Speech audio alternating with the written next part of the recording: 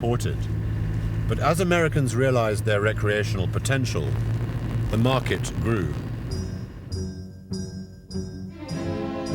By 1967, special North American export versions were produced to compete with other 4x4s. Sales peaked at several thousand units, but emission regulations were tightening, and the relatively few numbers did not justify the investment. And so, with sales booming everywhere else, the American market was abandoned in 1974 for greener pastures. The experience was to be a valuable lesson later on.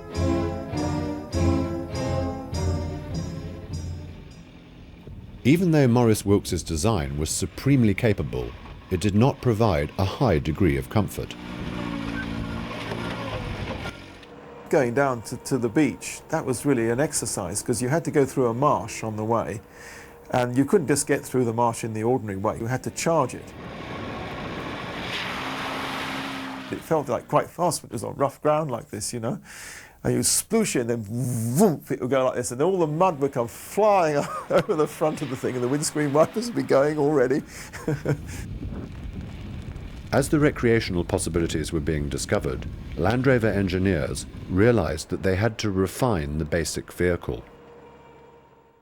They found a growing need for comfortable, but off-highway capable estate cars, or station wagons as Americans called them. It was an intriguing concept, a 4x4 recreational vehicle. It became the new focus for development.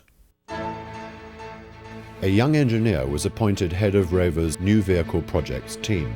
He was an innovative free thinker, fresh from a gas turbine car project. His name was Spen King.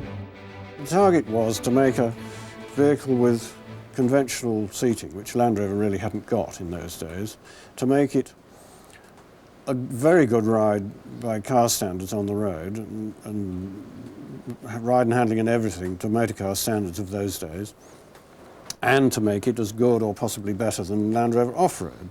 As Rover saw the need for more comfortable off-road vehicles, an engineer named Graham Bannock discovered an identical trend developing in the United States. It was simultaneous. I mean, he was doing this investigation which said that the leisure 4x4 market was in for a big growth, and God knows he was right.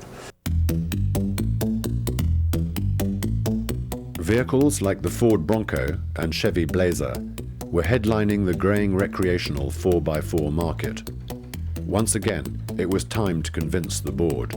As Spen said, one of the first things we must do is to show what they were known as new vehicle projects people what 4x4s were about. So we decided to take 15 or 20 Land Rovers down to East North and some competitive vehicles, Nissan, Toyota, Bronco, International Scout.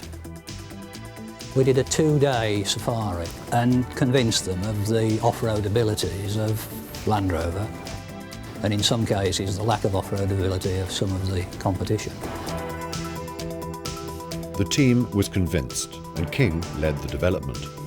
They built several prototypes with decoy names, such as Velar and Road Rover, and finally settled on the one that became the world-renowned Range Rover. The next step was to convince the board of directors to build it. One of the first demonstration dives was to have this dramatic entry of the red number 6 prototype down a grassy bank where we'd got all of the directors. Roger Craithorne realized it would take a clever presentation to impress the board, using one of the most basic rules of salesmanship. It's like most things. If you've got to sell a new design, you need to show people and not just tell them. So, you know, pictures tell a lot of stories about just how well things work. We basically took the body off a Range Rover, put a roll cage on for safety, loaded it to the correct unladen weight. The unique rolling chassis clearly showed the innovative long travel coil spring suspension and live axle location. The setup provided a more comfortable ride and even better off-road capability. The newly acquired V8 engine was powerful and lightweight. Permanent four-wheel drive gave it predictable handling. disc brakes were fitted for the first time on a vehicle of this type, as was a load levelling device between the rear axle and the chassis. But Spen had one more goal. To make it more smooth and acceptable looking in appearance, and I think we succeeded. The new Range Rover was launched in June 1970, and like the little Land Rover in 1948, it became the new European automotive rage. It claimed numerous design awards and was even hailed at the Louvre in Paris as automotive art.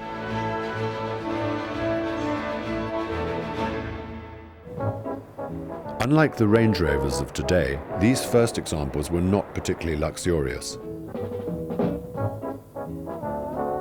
but they were versatile. And go anywhere means just that. Go shopping, go visiting, go to work, go to school. Range Rovers are so many cars in one. If you're open-air types, this is the car to get you there.